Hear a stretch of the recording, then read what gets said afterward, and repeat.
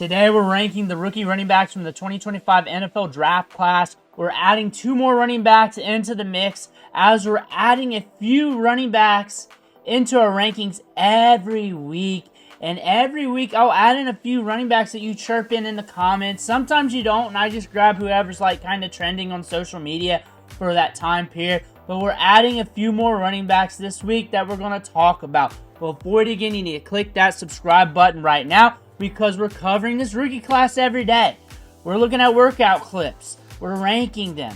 We're looking at the advanced metrics. We're doing deep dives on these players. Click that button, stop missing out. But we got to go on to our first player, our number 1 S-tier running back that we're looking at right now, and that's Ashton Jeanty. Ashton Jeanty is easily in the S-tier right now due to market cap, market value. What we're seeing in the Dynasty streets, going to be a first-round running back. We have not had one of those for a few years now. 2,600 yards this year, 29 touchdowns, easily the 101 in rookie drafts, and even in super flex. That puts you in S-tier. That puts you in S-tier in lockstep, in concrete, in super glue. You are there in S-tier if you are the 101 in super flex over the quarterbacks. If you're running back or wide receiver, you just have to be there for your position. That's where you're at for Ashton Jeanty right now. And when I look at this running back, I look at a running back that can create yards after contact, that can really push it downfield, that has nasty contact balance, good feet, very slippery in the open field, good vision, good patience, has it all, and he's going to have the draft capital to go along with it. 5.25 yards after contact per attempt, 151 missed tackles forced. You don't really ever see those numbers. You usually see a guy or two in every class with a little bit over 100 when it comes to missed tackles forced, but we're at 151. So when I look at Ashton Jeanty, he's an S tier. You know he's an S tier because when we started this video, you know Ashton Jeanty was going to be ranked high because he's ranked high in every single set of rankings because of what he's done on the field, and we know he's not escaping the first round of the 2025 NFL draft. But we're moving on to our next set of running backs here, our next tier, and we're looking at some talent here. And I'm very broad with these running backs. Some people are very dialed in, one for one when it comes to the rankings. But the first running back I do want to talk about is Omarion Hampton. This is a running back that has a chance to go in the first round, but I think most of the running backs in this tier can go in the first round. 4.35 yards after contact per attempt this year, 4.22 the year prior. 30 touchdowns combined in the last 2 seasons. And this guy's been productive. He's a workhorse. He's got size. He can catch the ball in the backfield. He's going to get good draft capital. And when it comes to dynasty prowess, he's up there in market sentiment. He's up there when you compare him to last year's draft. He'd be the RB1 because you do not have any other running backs that were drafted in the top like 2 or 3 of rookie drafts last year with that kind of production that's going to get this draft capital. He's going to be drafted in the 2nd round. 3rd round, early part of the 3rd round at the latest. He's not falling to day 3. I cannot see that happening. But when I put him in a tier, it's got to be an A tier. It's got to be up there as one of the top running backs in the class. I like Omarion Hampton a lot. Runs through faces, good after contact. It'd be a shame not to have him high. But we're moving on to our next running back, and we're looking at Caleb Johnson. I'm a big Caleb Johnson believer. If I had to rank these guys in a numeric list, I think I'd have him at RB2, but it doesn't really matter because I'm very fluid with these running backs and where they go, landing spot, draft capital. I could definitely see him going in the 3rd round, but I can also see him getting good draft capital in the 2nd round as well. Good yards after contact per attempt with 4.42. 1,500 yards, 21 touchdowns this year. Was very productive during his freshman season. Came out with 779 yards, 6 touchdowns. Had an injury in 2023, slowed him down a little bit. The leading running back that year had to transfer out because he knew it was Caleb Johnson's job. That's how good he is. And when it comes to missed tackles forced, 66 this year, looking good. 43 carries at 10-plus yards or more.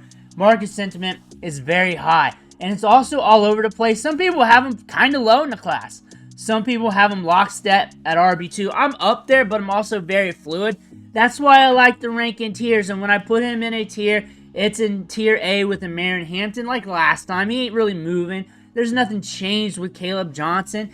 I'm high on him. I like him a lot. I'm high on this running back class. We got a batch of RB1s.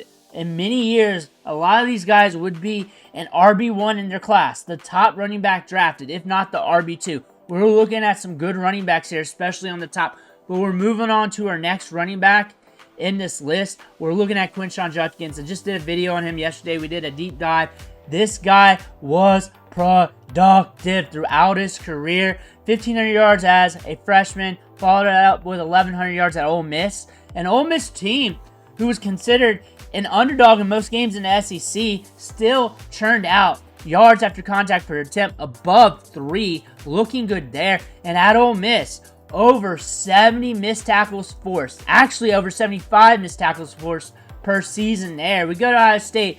We're there to have a little extra tread on the tires when we go to the NFL and win a natty, split up the workload with Treveyon Henderson. We still look good. This guy's good at contact. He's got good vision. He's patient. I look at him to be a workhorse for his next team. I would not be surprised if he's the top 5 running back in the National Football League. I would not be surprised if any of these running backs probably listed today end up being a top 5, top 10 running back in the National Football League. We got that type of talent here. Judkins at one time was considered the top running back in college football back in 2022-2023. And now you're catching him at a little discount. And I like that in rookie drafts. I'm drafting that up. I got him in Tier A. He's in Tier A for me, and I am not slipping on him. I'm not going to let him slide. I think he is a very good running back prospect with a lot of gusto in this draft. Just like the other running back here that we're going to talk about, Treveyon Henderson. He's got speed to burn. He's explosive. He's good at catching the ball out of the backfield. We got speed. This is a guy that was productive as a freshman out of Ohio State. He was a 5-star recruit. This is a big-time prospect that continued to be a big-time prospect throughout his career. And during the high school recruiting days, he was compared to Christian McCaffrey. He's got some shades of that. He's got some shades of DeAndre Swift. But again, he's his own player. He's got good vision. He's got good feet. He's nasty in the open field. Yards after the catch per reception, he's above 10 every year and hitting above 11 in a lot of the years. That being said, we're looking at a running back that can be very dynamite in Dynasty Fantasy Football. They can be very explosive, scoring and on the field. I have him in Tier A as well. I'm not sleeping on him. He could easily be the second running back drafted this year. He could easily go in the first round. We got some teams in the back half of the first round. The position pools are kind of weird in that part of the draft. If you've done enough mock drafts, you'd figure that out. And they could be in a position to take a luxury pick. A guy like this, who's very explosive, could be a luxury pick for some of those teams. Even if they already got a running back, a few touches a game will create some space for this team and allow them to eat some yards when that top running back on the team spell. So he could go anywhere. He could go anywhere. He's that good of a running back where every NFL team's going to be interested in him, but there's opportunity cost at the top. So look for him to go to a team that's really going to want to use him. But draft capital is going to be there for Treveyon Henderson. But we're going on down the list. I got another running back here that I like a lot that people are talking about, but he kind of gets overlooked a little bit because the top's so good, and that's Dylan Sampson. Big time running back prospect from Tennessee, productive this year, 22 touchdowns. He was out of most of that Ohio State game, almost all of it, and it was a big reason why Tennessee struggled. One of the reasons, I won't say it is the reason, 3.64 yards after contact per attempt on his career, 3.6 this year with 70 missed tackles forced. That's in the SEC, looking good all season long. Big name producer in college football. I look for him to get decent draft capital, maybe around the 3rd round, if at the latest early 4th round. But this is a running back that shouldn't slip, that shouldn't fall too far down the board, that should be getting good draft capital. I think teams, once we get after the combine, you're going to hear a lot of rumors about Dylan Sampson. Production, good vision. He could really be a good threat at the NFL level. I have him in Tier B. Tier B, compared to other years, Tier A. It's a Tier A. Tier B is like Tier A light this year, but he's in Tier B with some other running backs. and some of those other running backs we're going to talk about today. The next running back I do want to discuss here, Treveyon Henderson, and I like him a lot. I liked him before he was cool, and I've liked him for a few years now. Been paying attention to him in Devy Fantasy Football, of course. If you play Devy, you know Treveyon Henderson. Productive off the rip at Kansas. Could have came out last year. Did not. Just had another productive season. 1,200 yards, 16 touchdowns. Same thing the year prior. 1,000 yards as a sophomore. Came out as a freshman with 8 touchdowns and 707 yards. This guy just produces. He's good in the passing game. He looked good at the Senior Bowl. He's got size. He's saying he's going to light up the combine. I can't wait to see if that happens. But 3.34 yards after contact per attempt on his career. 171 missed tackles forced on his career.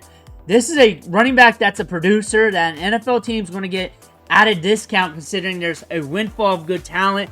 And he's going to be in a position to compete early. He's going to be productive. I would not be surprised if he ends up the most productive running back in this class. I would not be surprised if he ends up a top 10, top 8, top 5 running back in the NFL. He's that type of talent. He would have been a big get in last year's draft for a lot of teams. He would have been one of the top running backs. I would put him up there with RB1 territory against Trey Benson. And Jonathan Brooks is Monday night quarterback, so I don't like to compare him due to the injuries that are topped on top of each other. But again, production for days. This is a nasty profile. A guy that blew up as a freshman and just continued to do it throughout his career. Has size, is a good name, and is going to get you some good draft capital as well. I do not see him going deep into day 3. I think he's going to go day 2. Round 3-ish seems right. It is also a deep running back class. It's a little bit diluted. Teams can sit on their hands a little bit. Wait. Like, if they're not FOMOing at the running back position, there's other positions and needs they got, they can wait. And that may cause a running back or two to fall. I've called that out in a couple other draft classes when the running back class was stacked. And it happened. It happened. Some running backs fell a little bit further than a lot of people predicted. I could see that in this class. There will probably be a back or two that falls that we like that's going to go on to day 3. But with Treveyon Henderson, I have him in tier A. He's got to be in tier A. He's got to stay there. I can't move him down. I like him too much. I'm pretty high on Treveyon Henderson. I also like the value that we're getting in rookie drafts. I think that he's a good value. I think he's a good get. I think you need to be stacked up in the second round of rookie drafts. Late first round, but definitely the early second round of rookie drafts this year. You're going to find a good running back there, considering super flex with the quarterbacks going somewhere off the board as well. But we're moving on to our next running back. One of the new guys right now. One of the new guys we're discussing. He was mentioned in the comments. I like him a lot.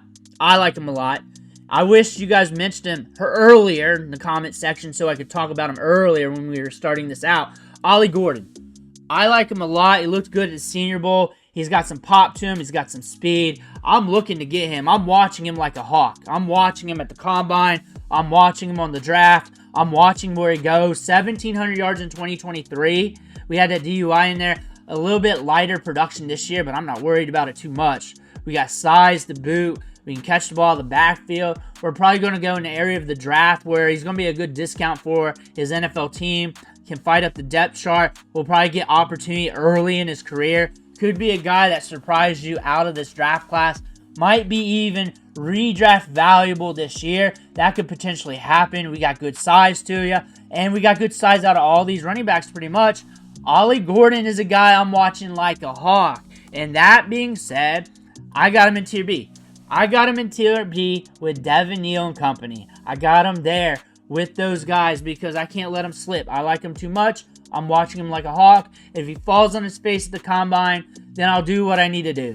If he falls on his face at the NFL draft, I'll do what I need to do. But right now, and I think a lot of you agree with me, there's some talent here. There's some good size. There's some good burst. But we're moving on to our next player. Our next player, he did get mentioned in the comment section. They wanted me to talk about him, and I want to talk about him too, Cam Scatterville. And what I like about him, and it's not about what's on the field. I like how he talks and his mentality. He mentioned in an interview that if he was an RB3 on the team, he's still going to think of himself as like one of the top running backs in the league. He's going to think of him as a top talent. He's not going to let him get to him. I think this is a guy that is pretty tough-minded, that is going to work through anything. And I think that's something you may want to have some chips on. I also want to see where he goes at cost. 1,700 yards this year, 21 touchdowns, 45 balls caught. This guy's got a lot of grit. I really want to see if the NFL sees that. 1,200 yards after contact, 4.09 yards after contact per attempt. Nasty at contact, good feet. And this guy's got a lot of grit to him.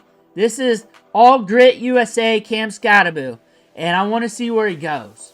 And I have him in tier B right now with the other guys. He's got a lot of upside. I want to see where he goes in the NFL draft. And I imagine it's day 2 somewhere. I imagine someone's going to pull that trigger. Very productive this year. Has some size. He's going to say the right things in the interview. A couple teams are going to fall in love with him. A couple teams are going to fall in love with him during the interview process at the NFL draft. And it's going to be like kind of like that Conor McGregor type effect. I just see that when he talks on the field. Those kneecap biting coaches, those coaches with that Dan Campbell feel, or those scouts with that Dan Campbell feel, that want those types of players, that covet those types of players, that have a bias towards those types of players, whether they want to say it or not. They're going to like him. They're going to like him. But when I think about this running back class, and we're into like, what, top 7, 8, 9, wherever, all these guys are big-time prospects. All these guys are worthy of being drafted in the first round of rookie drafts on any other year. Any other year. This is a disgusting class when it comes to talent at the running back position. And we're going to be doing more of these rankings. We're going to add more running backs. We do this every year. We've been doing this for a few years now. Adding a few players at a time to the rankings as we work down the list. So if there's a running back that did not get mentioned today, they didn't get missed. They did not get missed. That did not get mentioned today. Just drop it in the comments below. If there's a bunch of them, I'll just take the one that got mentioned the most or that intrigues me the most or whatever. If nothing gets said like the time prior or the couple times prior, then I'll just pick a trending player. But let me know what you think in the comments below. Make sure to hit that subscribe button on the way out. One, thank you for watching. Catch you on the next video.